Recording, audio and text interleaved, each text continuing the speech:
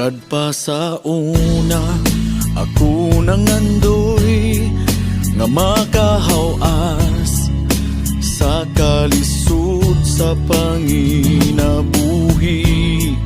Apanon saon nga pobre man lang ang namatan ko nga ginikanan.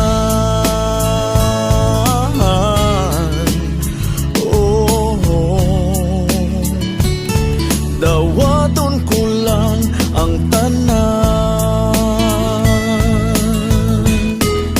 Apan bisan pa ni anang tanan, nagmalit pa yun ang akong nanay